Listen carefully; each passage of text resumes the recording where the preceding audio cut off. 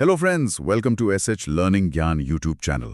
हम सब ने चक्रवात या साइक्लोन ये शब्द सुना है, खासकर जब मौसम का हाल कुछ गड़बड़ होने वाला हो। पर क्या कभी ये सोचा है कि ये शब्द आया कहाँ से? बात है 1848 की। कलकत्ता में एक ब्रिटिश अधिकारी थे, हेनरी पैडिंगटन। उन्होंने देखा कि तूफान में जहाज एक कुंडली मतलब एक घेरा बनाकर घूम रहे थे। उन्हें ग्रीक शब्द काइक्लोस याद आया। जिसका मतलब है सांप की कुंडली। बिल्कुल, और बस वहीं से साइक्लोन शब्द का जन्म हो गया। ये एक बेहतरीन कहानी है और ये चक्रवात के सबसे बुनियादी गुण उसके घुमाव को पकड़ती है। पर यहाँ एक दिलचस्प पेच है जिसे हम आम तौर पर चक्रवात कह देते हैं ना, वो असल में दो बिल्कुल अलग तरह के तूफान हो सकते हैं। एक तरह से ये दो ऐसे दुश्मन हैं जिनका सरनेम तो एक है, पर उनकी पैदाइश, ताकत और फितरत एक दूसरे से बिल्कुल जुदा है। और आज हमारी कोशिश इन्हीं दो तूफानों की कहानी को समझने की है।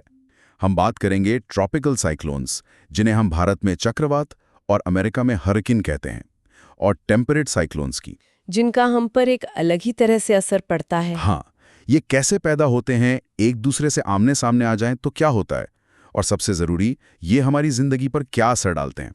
तो चलिए इन वायुमंडलीय दानवों की दुनिया में एक गहरी छानबीन करते हैं। तो शुरू करने के लिए, इस सांप की कुंडली का मूल विज्ञान क्या है? मतलब ये घूमता क्यों है? बहुत अच्छा सवाल है। देखिए, सरल भाषा में चक्रवात हवा का एक बहुत बड़ा घूमता हुआ सिस्टम है और इसके केंद्र में दबाव बहुत कम होता है, जिसे हम लो प्रेशर सिस्टम कहते हैं। अच्छा। अब प्रकृति का नियम है कि हवा हमेशा हाई प्रेशर से लो प्रेशर की ओर भागती है।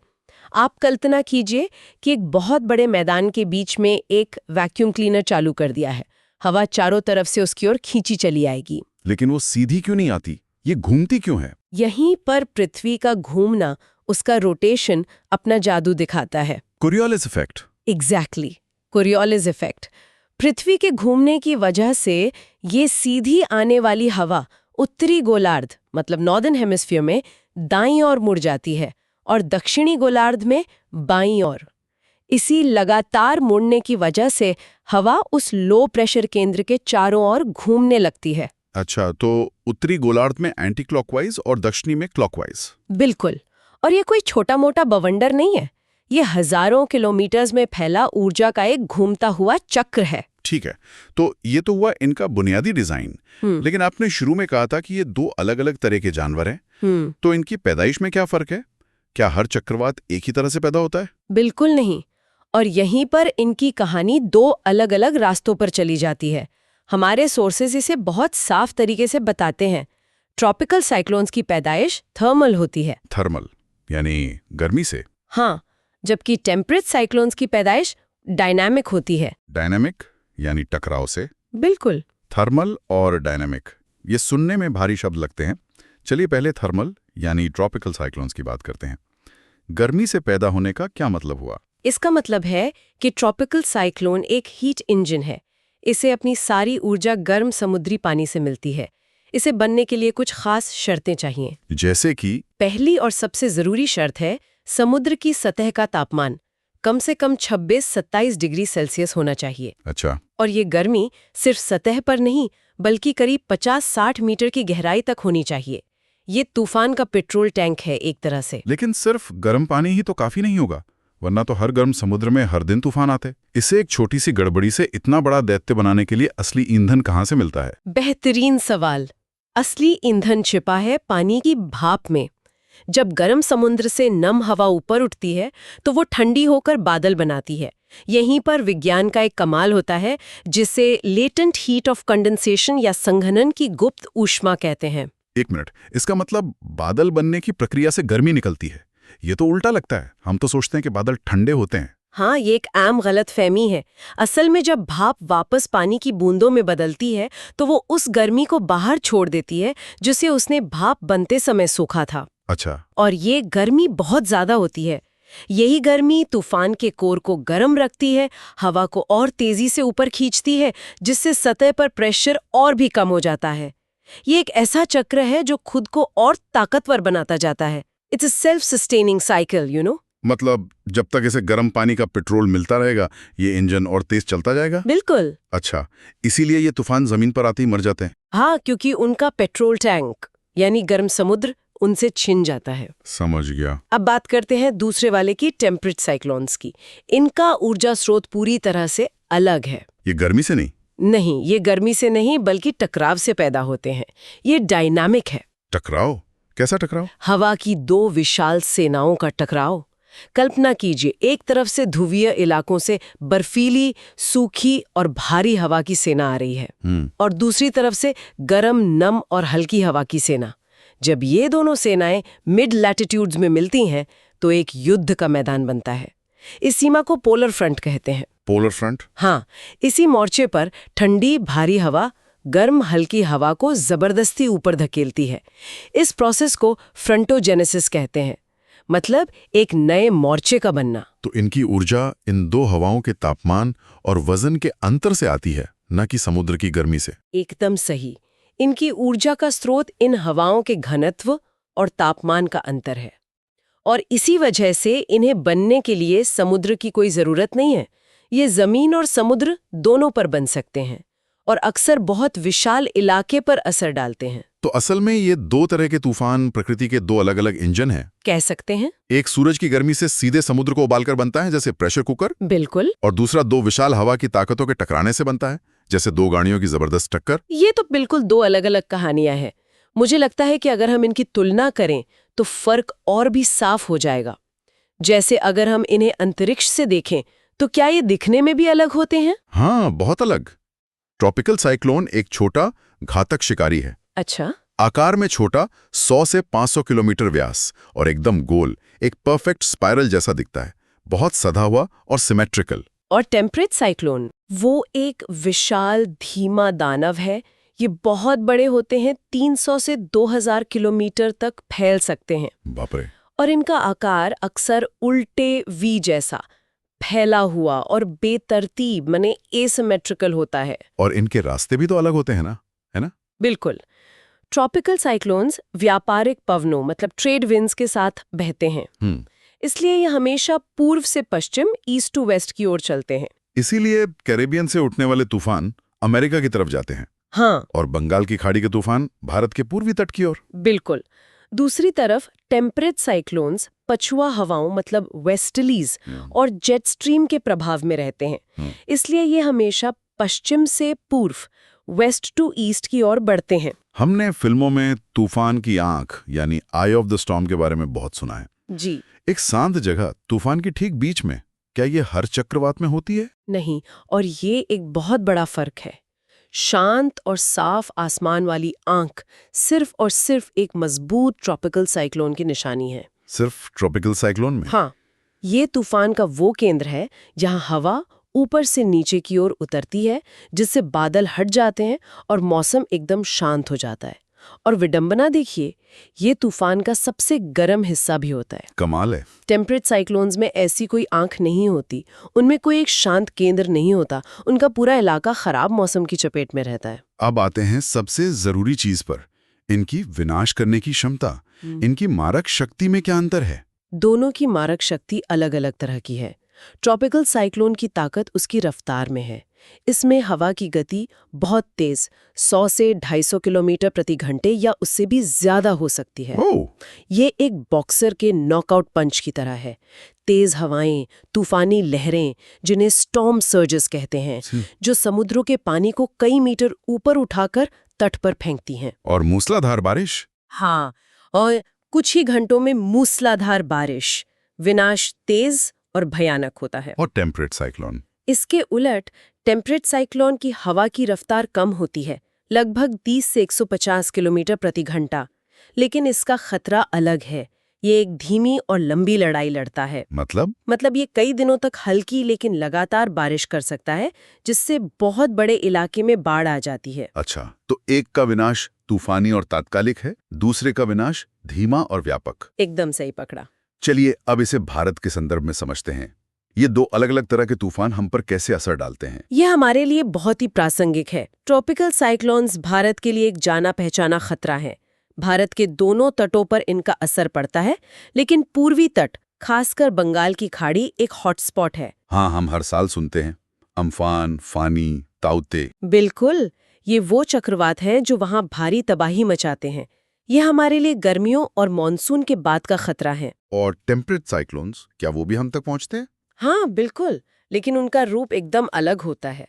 हम उन्हें पश्चिमी विक्षोभ या वेस्टर्न डिस्टर्बेंसेस के नाम से जानते हैं। अरे, ये वही चक्रवात सिस्टम है जो भूमध्य सागर मेडिटेरेनियन सी के ऊपर बनते हैं और पश्चिम से पूर्व की ओर चलते हुए ईरान, पाकिस्तान। हाँ, और फिर उत्तर पश्चिम भारत में दाखिल होते हैं। तो सर्दियों में दिल्ली, पंजाब और पहाड़ों में जो बारिश और बर्फबारी होती है वो यही है? बिल्कुल, ये बारिश और बर्फबारी उत्तर भारत में रबी की फसलों के लिए, जैसे गेहूं के लिए, जीवनदायिनी है। ये तो वरदान हुआ फिर। ज्यादातर समय ये एक वरदान ही है, लेकिन कभी-कभी ये बहुत ज्यादा बारिश या बर्फबारी कर देते हैं, जिससे पहाड़ों में भूस्खलन और हिमस्खलन का खतरा भी बढ़ जाता है।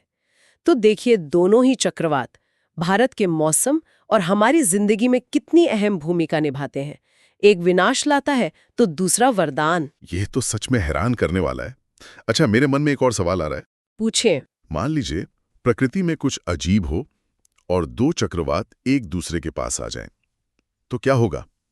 क्या वो आपस में लड़ेंगे? लड़ेंगे तो नहीं, पर वे एक बहुत ही आकर्षक नृत्य जरूर करेंगे। नृत्य? हाँ, इस घटना को फुजीवारा प्रभाव या फुजीवारा इफेक्ट कहते हैं। जब दो चक्रवात एक निश्चित दूरी के अंदर आ जाते हैं तो वे एक दूसरे के चारों ओर एक कॉमन सेंटर पर नाचने लगते हैं। यह एक तरह का चक्रवाती टैंगो है। और इस नृत्य का अंत कैसे होता है? इसके कई अंत हो सकते हैं। कभी-कभी वे एक दूसरे के चारों ओर घूमकर अलग-अलग रास्तों पर चले जाते हैं, लेकिन अगर एक चक्रवात दूसरे से ज्यादा बड़ा और शक्तिशाली हो तो वो छोटे वाले को अपने अंदर खींचकर एक विशाल तूफान में बदल सकता है। वाह, यह दिखाता है कि हमारा वायुमंडल कितना जटिल और गतिशील है। कमाल है। तो आज की इस चर्चा को अगर समेटें तो ये साफ है कि चक्रवात सिर्फ एक शब्द है, लेकिन इसके पीछे दो बिल्कुल अलग किरदार हैं। एक है ट्रॉपिकल साइक्लोन, जो समुद्र की गर्मी पीकर पैदा होता है।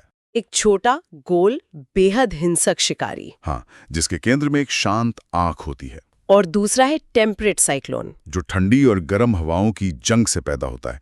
एक विशाल बेढंगा दानव जो धीरे धीरे चलता है पर बड़े इलाके को प्रभावित करता है। और एक पूर्व से पश्चिम चलता है तो दूसरा पश्चिम से पूर्व। बिल्कुल। और यहाँ सोचने के लिए एक दिलचस्प सवाल भी है। बताइए। हमारे सोर्सेज ये बताते हैं कि जेट स्ट्रीम, जो वायुमंडल में तेजी से बहने वाली हवा की नदियां हैं, उनका शीतोष्ण चक्रवातों के बनने और उनके रास्ते पर सीधा और गहरा प्रभाव पड़ता है। लेकिन उष्णकटिबंधीय चक्रवातों से उनका संबंध उतना साफ नहीं है। अब सवाल ये उठता है कि जैसे जैसे हमारी जलवायु बदल रही है और ये जेट स्ट्रीम ज्यादा अनियमित हो रही हैं, हाँ, भविष्य में इन विशाल शीतोष्ण तूफानों के व्यवहार और उनके रास्तों में क्या बदलाव आ सकता है? क्या वे ज्यादा ताकतवर होंगे? क्या वे उन जगहों पर पहुंचेंगे जहां वे पहले नहीं जाते थे? ये एक ऐसा सवाल है जिसका जवाब हमारे आने वाले कल के मौसम को तय करेगा। वाकई ये सोचने वाली बात है कि आखिर ये तूफान दुनिया के कुछ खास हिस्सों में ही क्यों पैदा होते हैं। आज उसी डिस्कशन को आगे बढ़ाते हैं। बिल्कुल। और इसका जवाब छुपा है उस जगह की जलवायु यानी क्लाइमेट में। क्लाइमेट में? हाँ, साइक्लोन्स कहीं भी कभी भी ऐसे ही पैदा नहीं हो सकते। उन्हें एक खास तरह का माहौल चाहिए। आप कह सकते हैं एक तरह की नर्सरी चाहिए होती है। अच्छा। हाँ, और दुनिया भर की इन नर्सरीज को समझने का एक बहुत ही पावरफुल सिस्टम मौजूद है। तो आप कह रहे हैं कि दुनिया के मौसम का एक कोड है जो हमें बता सकता है कि कहाँ कौन सा तूफान आएगा। Now that sounds interesting. हाँ, एक तरह से कोड ही है। चलिए आज इसी कोड को डिकोड करते हैं। हाँ, ये कोड है कोपेन क्लाइमेट क्लासिफिकेशन सिस्टम। इसे 100 साल से भी पहले 1918 में व्लादिमीर कोपेन ने बनाया था। 100 साल से भी ज्यादा पहले? हाँ, और इसका जो कोर आइडिया है वो आज भी उतना ही रेलेवेंट है। और वो क्या है? कि किसी भी जगह की जलवायु का सबसे अच्छा सबूत वहां उगने वाली वनस्पति यानी वेजिटेशन होती है। पेड़ पौधे झूठ नहीं बोलते। मतलब जैसा देश वैसा भेष की जगह, जैसा मौसम वैसे पेड़। एग्जैक्टली। कोपेन ने टेम्परेचर और प्रेसिपिटेशन यानी तापमान और बारिश के डेटा को देखकर पूरी दुनिया के क्लाइमेट को 5 बड़े परिवारों में बांटा। 5 परिवार? हाँ, और उन्होंने A, B, C, D और E नाम दिया। तो ये A, B, C, D, E क्या है? मतलब क्या A मतलब अच्छा क्लाइमेट और E मतलब खराब? नहीं, हसन, ये बस कैटेगरीज हैं। इसे ऐसे समझिए। हाँ। A मतलब ट्रॉपिकल परिवार, हाँ। यहाँ हमेशा गर्मी रहती है, कोई सर्दी का मौसम नहीं होता। Okay, tropical. ई मतलब पोलर परिवार, इसका ठीक उल्टा, यहाँ हमेशा ठंड रहती है, कोई गर्मी का मौसम होता ही नहीं। ए और ई एकदम ऑपोजिट। बिल्कुल। और सी और डी बीच के परिवार हैं, टेम्परेट और कॉन्टिनेंटल। यहाँ मौसम बदलते हैं, सर्दियाँ और गर्मियाँ दोनों होती हैं। हम में से ज्यादातर लोग इन्हीं सी या डी क्लाइमेट्स में रहते हैं। सही। और बी है ड्राई परिवार। ये वो इलाके हैं जो हमेशा प्यासे रहते हैं। ओके, ये तो सिंपल लग रहा है। लेकिन एक ही परिवार में भी तो सब सदस्य अलग-अलग होते हैं। जैसे भारत भी ट्रॉपिकल जोन में आता है और अमेज़न के जंगल भी, लेकिन दोनों जगह का मौसम एक जैसा तो नहीं है। बहुत अच्छा सवाल है, और इसीलिए कोपन ने इन बड़े अक्षरों के साथ कुछ छोटे अक्षर भी जोड़े। अच्छा। ये छोटे अक्षर उस क्लाइमेट की आदत या कह सकते हैं पर्सनैलिटी बताते हैं। जैसे एफ का मतलब है फुली ह्यूमिड, यानी साल भर बारिश, कोई सूखा मौसम नहीं। ओके, एफ मतलब फुल ह्यूमिडिटी। हाँ। डब्ल्यू का मतलब है विंटर ड्राई, सर्दियों में सूखा। एस का मतलब है समर ड्राई, गर्मियों में सूखा। और एम? लेकिन उसके बाद इतनी भयानक बारिश जो उसकी भरपाई कर देती है। तो अगर मैं कहूँ AM, तो इसका मतलब हुआ ट्रॉपिकल परिवार का वो सदस्य जिसके यहाँ मॉनसून वाली आदतें हैं। एकदम सही, आप समझ गईं। इन कोड्स को मिला के क्लाइमेटोलॉजिस्ट किसी भी जगह का क्लाइमेट फिंगरप्रिंट तैयार करते हैं। Climate fingerprint? हाँ, और इस फिंगरप्रिंट को देखने के लिए वो एक खास टूल का इस्तेमाल करते हैं जिसे क्लाइमोग्राफ कहते हैं। क्लाइमोग्राफ, ये क्या होता है? ये बस एक ग्राफ होता है जो दिखाता है कि साल के किस महीने में कितना तापमान रहता है और कितनी बारिश होती है। उसे देखते ही उस जगह की पूरी कहानी पता चल जाती है। इंटरेस्टिंग। तो चलिए इसी फिंगरप्रिंट का इस्तेमाल करके इन क्लाइमेट परिवारों से मिलते हैं और देखते हैं कि साइक्लोन्स की कहानी इनसे कैसे जुड़ती है। बिल्कुल।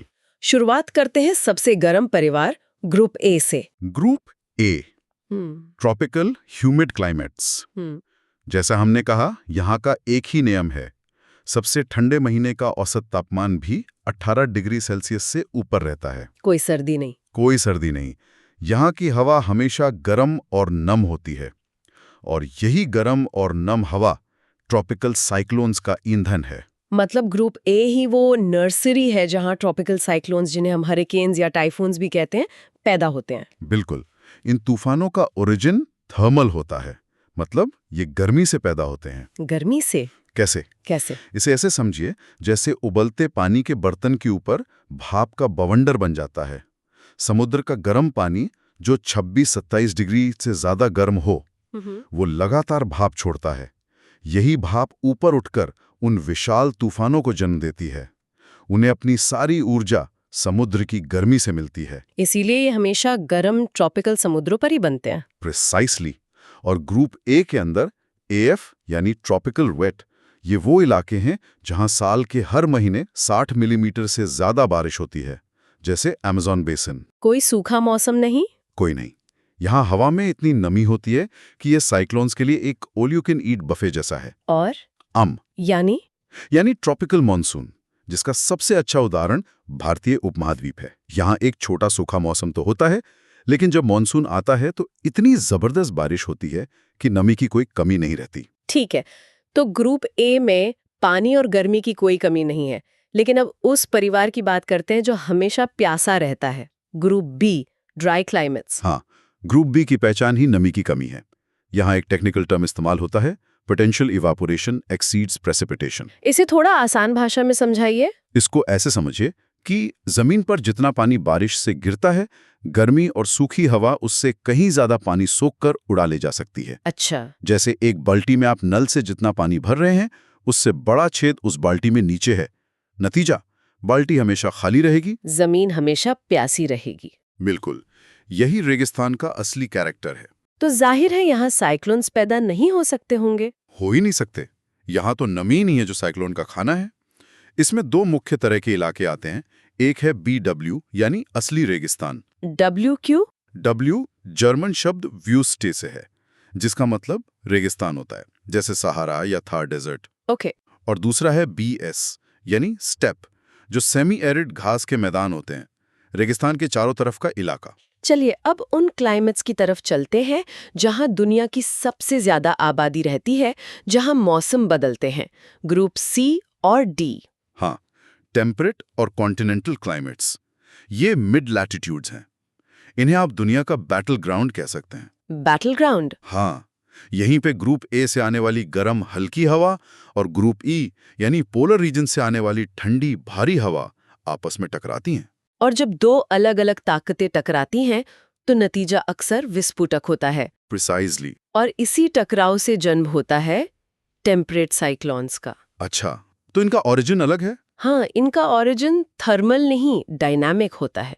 ये गर्मी से नहीं बल्कि दो अलग-अलग तरह के एयर मासेस के टकराने से पैदा होते हैं। सोचिए, दो गाड़ियां अलग-अलग रफ्तार से आके टकराएं तो कैसे घूमने लगती हैं। बस हवा के साथ भी कुछ ऐसा ही होता है। तो ये सी और डी जोन्स ही टेम्परेट साइक्लोन्स के ब्रीडिंग ग्राउंड्स हैं। इसमें सबसे फेमस क्लाइमेट टाइप कौन सा है? मैंने मेडिटेरेनियन क्लाइमेट के बारे में बहुत सुना है। हाँ, CS यानी मेडिटेरेनियन क्लाइमेट। S का मतलब समर ड्राई, गर्मियों में सूखा। बिल्कुल। ये महाद्वीपों के पश्चिमी किनारों पर 30 डिग्री से 45 डिग्री लैटिट्यूड के बीच मिलता है। यहाँ की खासियत है गर्म और बिल्कुल सूखी गर्मियाँ और हल्की बारिश वाली सर्दियाँ। दुनिया के सबसे बेहतरीन वाइन और जैतून उगाने वाले इलाके California, Chile, South Africa, Italy, Greece सब इसी एक CS क्लाइमेट कोड के अंदर आते हैं। लेकिन एक मिनट, ऐसा क्यों है कि ये क्लाइमेट सिर्फ महाद्वीपों के पश्चिमी तटों पर ही मिलता है, पूर्वी तट पर क्यों नहीं? बेहतरीन सवाल। इसकी वजह है हवाओं और समुद्री धाराओं का पैटर्न। इन लैटिट्यूड्स में हवाएं पश्चिम से पूर्व की ओर बहती हैं। अच्छा। और ठंडी समुद्री धाराएं भी महाद्वीप के पश्चिमी तट के पास से गुजरती हैं, जो गर्मियों में बारिश को रोकती हैं। ये दिखाता है कि ये सिस्टम कितना गहरा है। और ग्रुप C का कोई और मशहूर मेंबर? एक और है, CFB यानी marine west coast climate. CFB? हाँ, अगर आपने कभी इंग्लिश फिल्में देखी हैं तो आपने गौर किया होगा कि वहां मौसम कितनी जल्दी बदलता है। अभी धूप है, अगले ही पल बारिश होने लगती है। हाँ, बिल्कुल। वो CFB क्लाइमेट का एक आम दिन है। ब्रिटेन, न्यूजीलैंड और नॉर्थ वेस्ट यूरोप में ये मिलता है। यहाँ साल भर पछुआ हवाओं के असर से बारिश होती रहती है और साइक्लोनिक एक्टिविटी बहुत ज्यादा होती है। अब बात करते हैं ग्रुप D, कॉन्टिनेंटल क्लाइमेट्स के। इनके बारे में एक दिलचस्प बात मैंने पढ़ी थी कि ये सिर्फ नॉर्दर्न हेमिस्फीयर में ही पाए जाते हैं। ऐसा क्यों? क्योंकि सदर्न हेमिस्फीयर में इन लैटिट्यूड्स पर बड़ी-बड़ी जमीनें हैं ही नहीं। अच्छा, मतलब जमीन का बड़ा टुकड़ा नहीं है? नहीं है, ज्यादातर समुद्र है जो तापमान को बहुत ज्यादा गिरने या बढ़ने नहीं देता। कॉन्टिनेंटल क्लाइमेट बनने के लिए समुद्र से दूर एक विशाल जमीन का टुकड़ा चाहिए। इनकी पहचान है कड़ाके की सर्दियां। यहाँ सबसे ठंडे महीने का तापमान -3 डिग्री सेल्सियस से भी नीचे चला जाता है। मतलब यहाँ गर्म और ठंडी हवा का टकराव और भी जबरदस्त होता होगा। बहुत ज्यादा। साइबेरिया या कनाडा के बड़े हिस्से इसी में आते हैं। यहाँ गर्मियों और सर्दियों के तापमान में 50-60 डिग्री सेल्सियस का फर्क होना आम बात है। बाप रे। ये टेम्परेट साइक्लोन्स के लिए एक और प्रमुख इलाका है। अब चलते हैं आखिरी छोर पर, ग्रुप E, पोलर क्लाइमेट्स। ये तो उस ठंडी हवा की सेना का घर हुआ जो टेम्परेट साइक्लोन्स बनाने के लिए आगे बढ़ती है। बिल्कुल। यहाँ सबसे गर्म महीने का औसत तापमान भी 10 डिग्री सी से कम रहता है। सबसे गर्म महीना भी? हाँ, यहाँ दो ही प्रकार हैं। एक है ET यानी टुंड्रा। यहाँ इतनी ठंड होती है कि पेड़ नहीं उग सकते, सिर्फ काई और छोटी झाड़ियां होती हैं। जमीन साल भर जमी रहती है, जिसे परमाफ्रॉस्ट कहते हैं। परमाफ्रॉस्ट। और दूसरा है EF यानी आइस कैप, जहां हमेशा बर्फ की मोटी चादर बिछी रहती है, जैसे ग्रीनलैंड और एंटार्क्टिका। यहाँ तापमान कभी 0 डिग्री से ऊपर जाता ही नहीं। कोई वेजिटेशन नहीं, सिर्फ बर्फ। एक खास कैटेगरी और है, ग्रुप H, हाईलैंड क्लाइमेट्स। ये क्या है? ये उन पहाड़ी इलाकों के लिए है जहां ऊंचाई की वजह से क्लाइमेट अपने आसपास के मैदानी इलाके से बिल्कुल अलग हो जाता है। अच्छा, पहाड़ों के लिए? हाँ, इसका एक सिंपल सा नियम है। किसी ऊंचे पहाड़ पर चढ़ना क्लाइमेट के लिहाज से इक्वेटर से पोल की तरफ जाने जैसा है। So what does this all mean? अगर हम इस सारी जानकारी को एक साथ रखें तो भारत के मौसम और साइक्लोन्स के बारे में क्या तस्वीर बनती है? अब देखें, ये सारी कड़ियां कैसे जुड़ती हैं। भारत में दोनों तरह के साइक्लोन्स का असर होता है। दोनों तरह के? हाँ, बंगाल की खाड़ी और अरब सागर में जो तूफान उठते हैं वो ट्रॉपिकल साइक्लोन्स हैं। वो ग्रुप A की कंडीशंस में गर्म समुद्री पानी से अपनी ऊर्जा लेकर बनते हैं। और टेम्परेट साइक्लोन्स? उनका भी भारत पर बहुत गहरा असर पड़ता है, खासकर सर्दियों में। हम उन्हें एक खास नाम से जानते हैं, वेस्टर्न डिस्टर्बेंसेस। अच्छा, तो वेस्टर्न डिस्टर्बेंसेस जो उत्तर भारत में सर्दियों की बारिश और पहाड़ों पर बर्फबारी के लिए जिम्मेदार हैं, वो असल में टेम्परेट साइक्लोन्स हैं। बिल्कुल। और कोपन का सिस्टम हमें बताता है कि वो आते कहाँ से हैं। कहाँ से? ये भूमध्य सागर यानी मेडिटेरेनियन सी के ऊपर बनते हैं, जो एक सीएस क्लाइमेट जोन है। अच्छा, सीएस जोन से? हाँ, वहां से ये पछुआ हवाओं यानी वेस्टर्लीज के सहारे हजारों किलोमीटर का सफर तय करके ईरान, अफगानिस्तान, पाकिस्तान होते हुए भारत पहुंचते हैं। कमाल है। और जनवरी 2026 के आसपास के सोर्सेस भी इस बात पर जोर देते हैं कि ये एटमॉस्फेरिक इवेंट्स भारत में रबी की फसलों जैसे गेहूं के लिए कितने ज्यादा जरूरी हैं। सही बात है। इनके बिना उत्तर भारत में सर्दियों में सूखा पड़ सकता है। बिल्कुल। तो ये पूरा कोपन सिस्टम सिर्फ एक एकेडमिक एक्सरसाइज नहीं है, बल्कि ये हमें ग्लोबल वेदर पैटर्न्स को समझने का एक पूरा फ्रेमवर्क देता है। हाँ, ये बताता है कि क्यों कोई घटना कहीं होती है और कहीं और नहीं। ये हमें मौसम की कहानी उसकी जड़ से बताता है। वैसे एक और बात सोचने वाली है। क्या? क्लाइमेट चेंज की वजह से ये कोपन क्लाइमेट जोन्स अब सॉफ्ट हो रहे हैं, बदल रहे हैं। अच्छा। पोलर रीजन्स यानी ग्रुप ई बाकी दुनिया से ज्यादा तेजी से गर्म हो रहे हैं और ड्राई रीजन्स ग्रुप बी फैल रहे हैं। ये तो चिंता की बात है। हाँ, जरा सोचिए, ग्लोबल वेदर पैटर्न्स और इन साइक्लोन्स के बिहेवियर पर क्या असर पड़ेगा अगर किसी इलाके का फंडामेंटल क्लाइमेट क्लासिफिकेशन ही बदल जाए, अगर साइक्लोन्स की नर्सरी या बैटल ग्राउंड ही अपनी जगह बदल लें। ये सोचने के लिए एक बहुत जरूरी और शायद थोड़ा डराने वाला सवाल है। इसी के साथ आज की एक गहरी पड़ताल यहीं समाप्त होती है। Thank you for watching. If you like this video, please like, subscribe and comment.